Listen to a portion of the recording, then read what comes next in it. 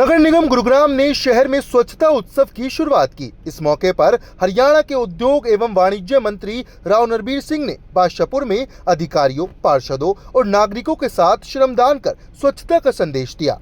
उन्होंने प्रधानमंत्री नरेंद्र मोदी को जन्मदिन की शुभकामनाएं देते हुए कहा कि उनके नेतृत्व में चला स्वच्छ भारत मिशन देश की सूरत बदलने वाला अभियान सिद्ध हुआ है। उन्होंने कहा कि प्रधानमंत्री का लक्ष्य है वर्ष 2047 तक भारत को विकसित राष्ट्र बनाना है।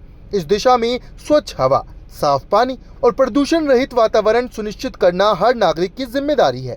गुरुग्राम जैसे एनसीआर के महत्वपूर्ण जिले को साफ सुथरा और प्रदूषण मुक्त बनाने के लिए सभी की सहभागिता जरूरी है। स्वच्छता केवल औपचारिक कार्यक्रम न रहकर जीवन शैली का हिस्सा होनी चाहिए। प्लास्टिक और पॉलिथीन से पर्यावरण को भारी हानि होती है, इसलिए उनके उपयोग पर रोक आवश्यक है। राव नरबीर ने बताया कि स्वयं सहायता समूह कपड़े के थैले बनाएंगे, जिनकी लागत का आधा हिस्सा पर्यावरण विभाग वहन करेगा। इससे रोजगार भी बढ़ेगा और प्रदूषण पर काबू पाने में मदद मिलेगी। आज मोदी जी के जन्मदिन के अवसर पर मैं बहुत बधाई देता हूं और परमात्मा से प्रार्थना करता हूं कि उनकी दीर्घायु हो, ताकि देश और दुनिया की सेवा वो कर सकें। आज के दिन एक ऐसे व्यक्ति ने इस धरती पर जन्म लिया जिसने व्यवस्था परिवर्तन का काम किया। जब से मोदी जी राजनीति में आए, गुजरात के मुख्यमंत्री बने, देश के प्रधानमंत्री बने, एक व्यवस्था परिवर्तन का उन्होंने काम किया। आम आदमी तक सरकार की योजनाओं को पहुंचाने का काम किया और आज देश में तकरीबन 140 करोड़ लोग, अकेले एक ऐसे नेता हैं जिसके नाम पर लोग इकट्ठे होते हैं और उनकी बात को मानते हैं। ये उनकी कार्यप्रणाली का ही परिणाम है कि एक आम आदमी, गरीब आदमी, वंचित आदमी और जो बिल्कुल शोषित और अंत्योदय जो पिछली लाइन में खड़ा, उस तक सरकार की सुविधाओं का लाभ पहुंच रहा है। इससे पहले जो लोग राजनीति में आए, उन्होंने आम आदमी तक सरकार की सेवाओं को पहुँचाने की कोशिश नहीं करी, या ये कहूँ कि उनके द्वारा पहुँचाया ना गया।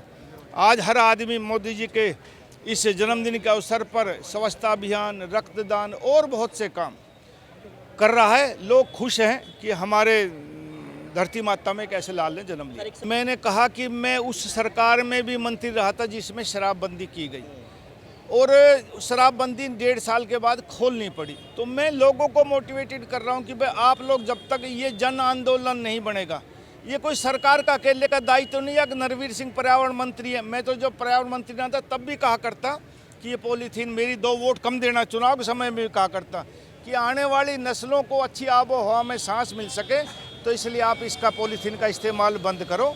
आज भी कहता हूँ, अब मेरी खुशकिस्मती है कि मैं पर्यावरण मंत्री बन गया हूँ, मेरा ये विषय है और मैं इसमें ध्यान रखता हूँ। तो मैं हर आदमी से कहता हूँ कि पॉलीथीन का इस्तेमाल बंद करो। ये 400 साढ़े 400 साल लगते हैं इसको गलने में और सबसे ज़्यादा प्रदूषित ये पॉलीथीन करता है।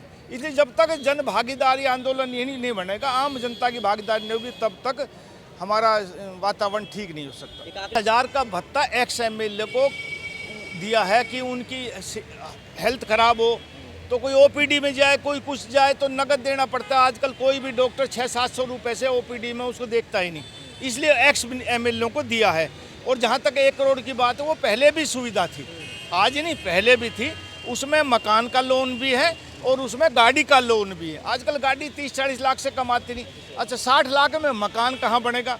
और वो कोई वैसे नहीं है 4% इंटरेस्ट पे। मैं मानता हूँ इंटरेस्ट कम होगा, लेकिन वो फ्री का नहीं है, वो भरना पड़ता है।